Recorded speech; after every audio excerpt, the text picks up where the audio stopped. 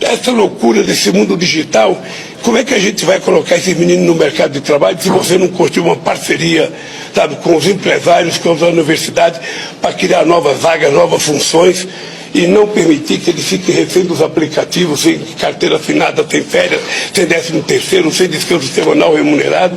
É preciso que essas coisas sejam legalizadas, porque esses meninos que trabalham no aplicativo, na verdade, o patrão deles é invisível, eles não sabem quem é o patrão deles. A internet, que é uma coisa extraordinária para o avanço da humanidade, sabe, para a imprensa, para a comunicação.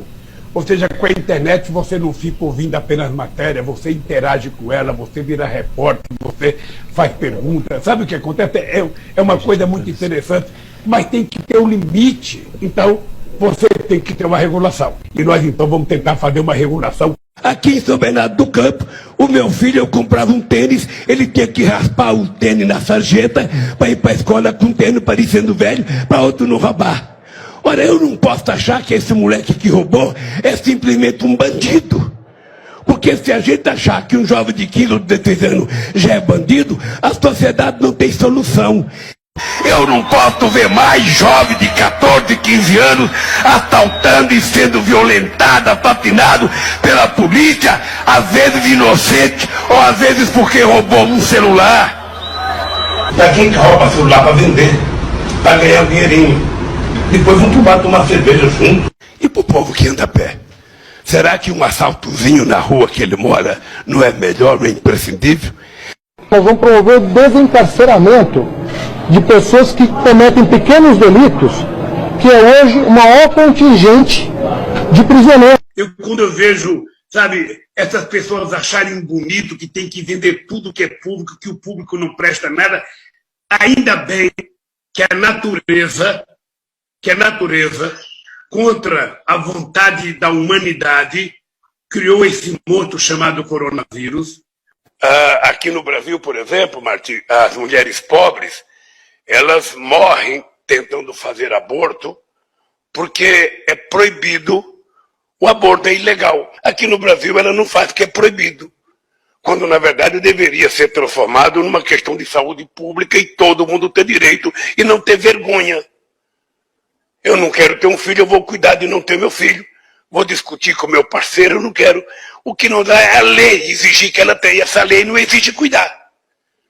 Então, nós ainda precisamos avançar muito. E essa pauta da família, a pauta dos valores, é uma coisa muito atrasada. Hoje, o mentiroso, ele legalizou a compra de arma. Então, quem está comprando arma deve ser o PCC, deve ser o Comando Vermelho, deve ser as pessoas que querem arma, porque eu não acredito que alguém queira uma arma para o bem. Eu não acredito. Eu tenho 76 anos, nunca tive interesse em ter uma arma. Eu tenho a minha fé em Deus e tenho o meu comportamento. É isso que é a minha proteção. Eu, quando namorava, muito tempo atrás, no Luxemburgo, eu tinha uma garruchinha 22, porque eu andava do Parque Bristo até a Vila Oliveira, até meia-noite. Eu namorava até as 11h30. Aí eu tinha que sair a pé. Era longe, Paca, e não tinha ônibus, era a pé. Então eu tinha uma garruchinha, colocava ela aqui dentro. Tirava as balas com medo que ela estourasse alguma coisa aqui dentro. E colocava as balas no bolso. Se um cara viesse pra cima de mim, eu falava, espera aí, deixa eu colocar minhas balas aqui. Eu cansei de viajar o mundo falando mal do Brasil, gente. Era bonito a gente viajar o mundo e falar, no Brasil tem 30 milhões de crianças de rua, no Brasil tem 30 milhões... A gente nem sabia, tem não sei quantos milhões de abortos, era tudo clandestino, mas a gente ia citando números, sabe? Se o cara perguntasse a fonte, a gente não tinha, mas a gente ia citando números. Eu não esqueço nunca, eu estava debatendo, o Roberto Marinho e o Jaime Lerner em Paris. Mas eu estava dizendo, porque no Brasil tem 25 milhões de crianças de rua. Eu era aplaudido calorosamente pelos franceses. Quando eu terminei de falar, o Jaime Lerner falou assim para mim, ô Lula, não pode ter 25 milhões de crianças de rua, Lula. Porque senão a gente não conseguiria andar nas ruas, Lula. É muita gente. Eu já tenho idade demais. Eu já vivi demais. Eu já tenho experiência demais. Eu não vou enganar o povo mais uma vez. Os brasileiros não são tolos e estão vacinados contra o modelo lulopetista de confundir para dividir, de iludir para reinar. Mas vejam a audácia dessa turma. Depois de ter quebrado o Brasil, Lula diz que quer voltar ao poder. Ou seja, meus amigos, ele quer voltar à cena do crime. Será que os petistas merecem uma nova oportunidade? Fiquem certos de uma coisa: nós os derrotaremos nas urnas. Lula será condenado nas urnas pela maior recessão da nossa história. As urnas os condenarão pelos 15 milhões de empregos perdidos, pelas milhares de empresas fechadas, pelos sonhos desfeitos, pelos negócios falidos. As urnas o condenarão pela frustração dos projetos de milhões de famílias levadas ao desespero, por ter sucateado a nossa saúde, atentado contra a saúde dos brasileiros.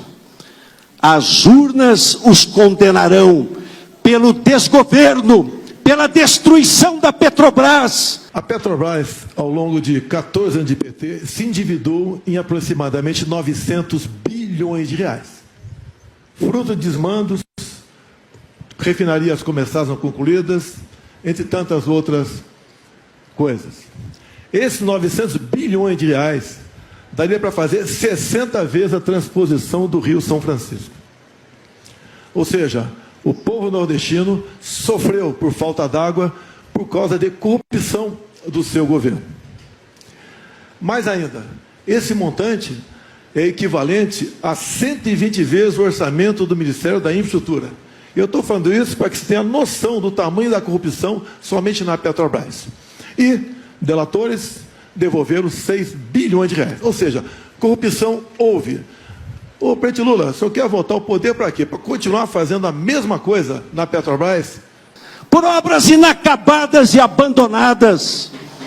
As urnas os condenarão por incitar o maior conflito entre os poderes da história recente, por nos ter posto na vexatória posição de lanterna no cenário internacional.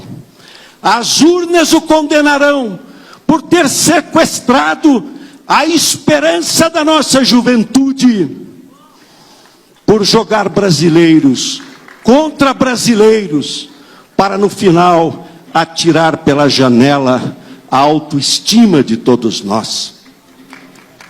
As urnas condenarão Lula, meus amigos, por ter sido o grande responsável de uma década perdida. Registre-se os esforços do atual governo, que pouco a pouco começa a reversão da tragédia econômica a que o país foi colocado. O Brasil está diante de uma escolha histórica e o seu voto decide para onde vamos.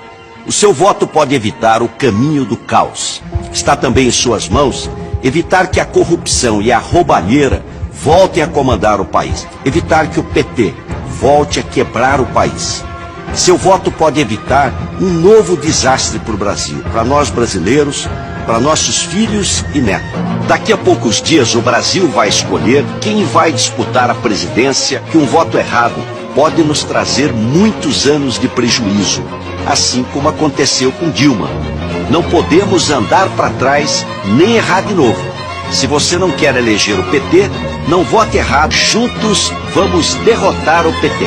O Bolsonaro não pensa, ele não tem ideia, ele não entende absolutamente de nada, a não ser de falar bobagem, a não ser de fazer fake news e a não ser de tentar destruir aquilo que nós destruímos. O sonho dele, todo santo dia, é desfazer cada coisa que nós criamos.